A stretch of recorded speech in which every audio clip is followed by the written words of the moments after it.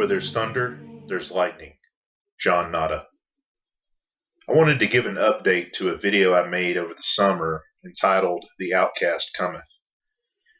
It's a whole lot of detail to go into, so if you're not familiar with the story, go back, watch the video, and then come back here. It'll all kind of make a little bit more sense. But suffice it to say, I'm still employed, so that's good. And I'm still in a similar role to what I had prior to all the goings on. But while I was riding around the car today, I had some errands I needed to run and some things that I needed to do. The thought came to mind that yes, I'm in a good position. I do have a pretty good gig considering what could have happened with the situation. But ultimately, I did not choose my new role. I was basically told, this is what you'll be doing from now on. Now, again, it's an easy task. It's an easy job situation, but it's not challenging, and there's really no level for growth. And it's basically a site which we contract out, these different sites. Out of all the sites, it's would be the least relevant as far as day-to-day operations of things.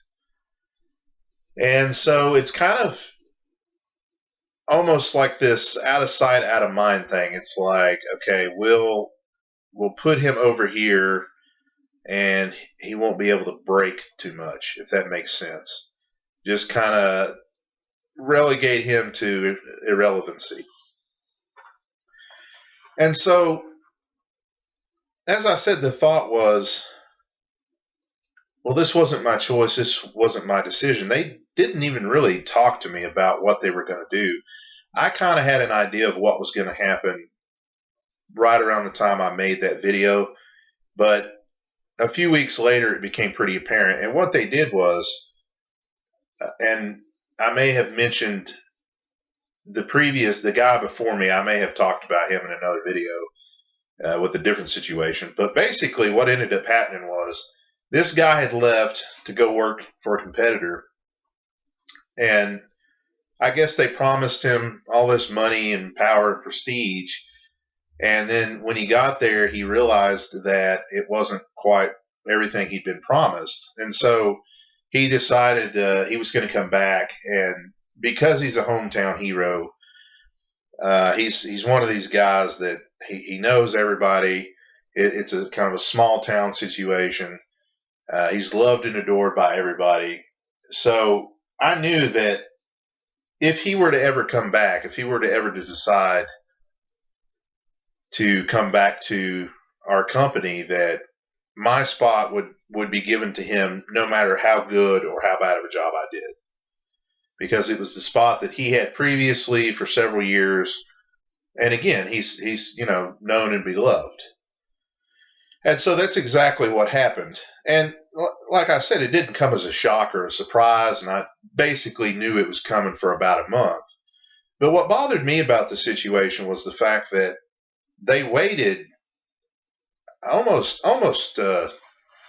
they waited a month before anything was ever said to me about what was going to happen. And I had this little quick sit down with my immediate supervisor where he just kind of explained, okay, we're moving you from this site, but you're going to be over at this site, and everything's going to be great. I never spoke with, I guess, our boss. I don't know. To me, it just kind of seemed like a thing that would have come from him, but maybe that wasn't necessary. And not only did they bring this other guy back, but they also brought him back as a supervisor at higher pay in a position that didn't exist prior to him, his second coming, so to speak, because he didn't have it prior to that, but they basically made this position for him. Like it wasn't something that was even posted internally as something anybody could apply for. And so that kind of proves the point of, if you look at a lot of the statistics, they say, you know, it used to be people would stay 20 years at a job, and nowadays people maybe spend 5 to 10 years, and it's even if it's that long. And what they found is that when people kind of job hop, so to speak, they oftentimes, make more money than what they would have made had they stayed with the same company or business or whatever for a 20-year period. A little bit of a sidebar, but basically what ended up happening is when I had a pretty good idea of what was about to occur, I started looking for other places to go work. And I was kind of trying to get back closer to family, kind of where they were at, maybe in like a bigger area. And it wasn't a horrible experience. Job hunting is pretty horrible, I think most people would say, but it wasn't too bad.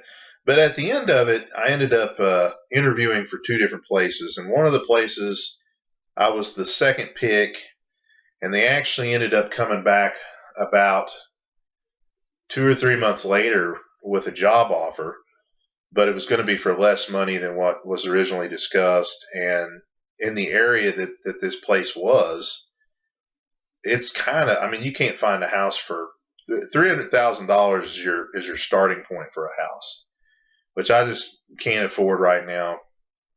There are all these other issues, and the other place that I interviewed with, it was kind of the same deal, and it was actually a supervisory role too. But then when I found out what the pay was, it wasn't much more. In fact, it might have even been a little less than what I currently make in another area where the cost of living is pretty high. Because it's a place people want to be, so everything's going to cost a lot more because everybody wants to be there. So I just kind of resigned myself after that to be like, well, you know what? I'm going to take a little bit of a break from all this, but I've not thrown in the towel on the situation. And and I really am going to, look for a place that I'd really like to be and the position that I'd really like to have.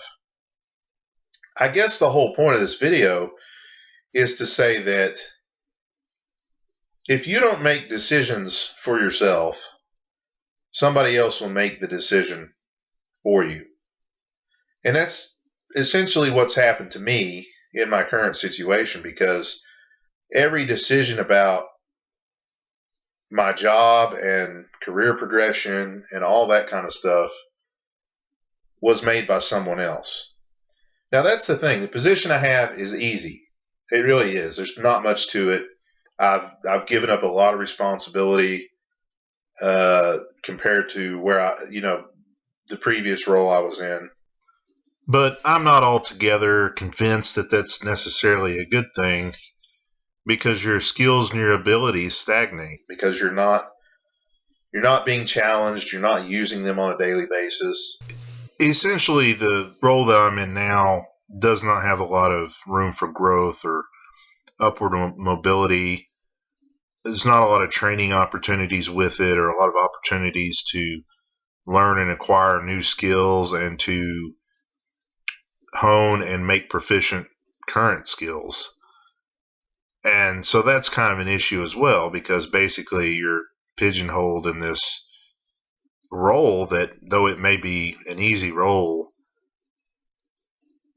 it's basically career stagnation at that point. And I think a lot of the decision to place me in that situation had a lot to do with, once they found out that I was looking at leaving, as they often do when the references start calling, they got mad, they were upset, they perhaps saw me as being disloyal to them. And so, as far as they were concerned, they were going to get their pound of flesh so long as I remained. Or maybe they really did want me to leave to begin with, and so they figured they'd just make things advantageous in that direction. And on top of that, I've got another site. It's an even lower level site than the other one, and it has a lot of issues, a lot of personnel issues, just issues. And they kind of heaped that on me, uh, a month after they figured out, okay, he's staying. So they heaped that on top of me, which is again another decision that I didn't make. I didn't choose nor ask for this additional site. And also, as a result of bringing back in two people, because they brought in the original guy I mentioned earlier, and he brought a friend along. Now the overtime, which to be quite honest with you, I've never been a huge fan of overtime.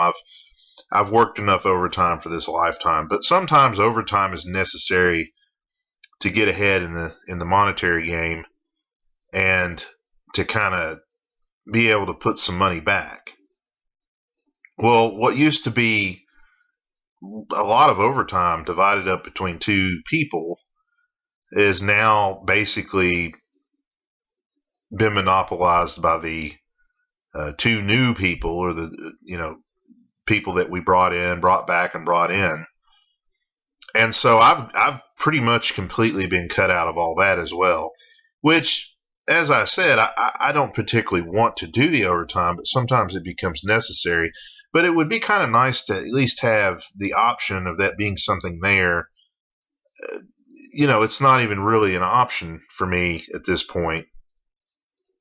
In addition to that, I think they brought the second guy back in at a higher pay rate than what I'm currently making. And so that's another example of just kind of the whole situation being what it is.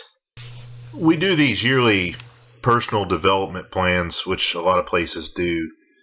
And every time I do mine, it seems like they, because it's kind of dependent on whether or not you get your raise for that, like next year or for that year. And so you have to meet these metrics. So it's like, well, we want you to acquire this skill. We want you to take this class, and we want you to get this training. And they kind of hold your raise hostage because everything's contingent on you being able to, check the box on all this stuff. But they don't ever let you pick things that are, attainable. And so, for example, on the last one I did, which we haven't even done one this year, so I don't know what the situation is. But on the last one I did, they wanted me to get this training, and it was a training that I wanted to get to. But then when I went to, get the, put in the request to go to the training, they denied the request. Yet this is what was on my PDP. This is kind of what they wanted me to do. It's something I'm already doing with the company, but it would give me the certification to do it, basically. So yeah, it's just things like that. Now, I guess the whole point of this was, again, don't let anybody else drive your bus. If you're not happy with your job situation, if you're not happy with whatever's going on in your life, you do have some power and ability. Now, I'm not saying that you have ultimate power and ability, but you do have some power and ability to change that situation, no matter what it is. One of the guys on the last video, he had mentioned David Goggins, and I actually had his book. I had gotten it a while ago, but I recently started looking back into the book and watching some of his stuff online. And I have to admit, like whenever I first found out about him, this was maybe a few years ago, I agreed with a lot of what he said, but I guess just the way that he conveyed the message kind of didn't resonate with me at the time. But the more that I listen to him and the more that I read some of his story, it really is motivating. And so I can't remember who mentioned it. It was in the comments. But anyway, thank you for mentioning him, which, compelled me to kind of look back into that. But it really is true. I mean, if there's things going on in your life, obviously you're not going to be able to control everything that goes on in life, but you've got to at least put the effort forth to make whatever adjustments and changes are needed. And if you sit back and let other people determine how your life's going to be and what you're going to do with your life, then of course you're going to be miserable. Nobody really wants to be controlled by somebody else, especially not work or a supervisor or boss or whatever. And so this isn't a groundbreaking realization. I think most of us, you reach a certain age, you kind of understand that, life is what you make of it, and if you make nothing of it, someone else will. They'll make use of it, certainly. And so, but sometimes it's the simplest things that are the most powerful. And that's why I wanted to, kind of talk to you guys about that. Listen, it's your life and you only get one. So do something with it. Don't be afraid to fail. Make your plans. Whatever dreams and aspirations and things like that you have, don't be afraid to go after them, because you may not get tomorrow. So work on your future today. As always, go your own way or don't. The choice is yours.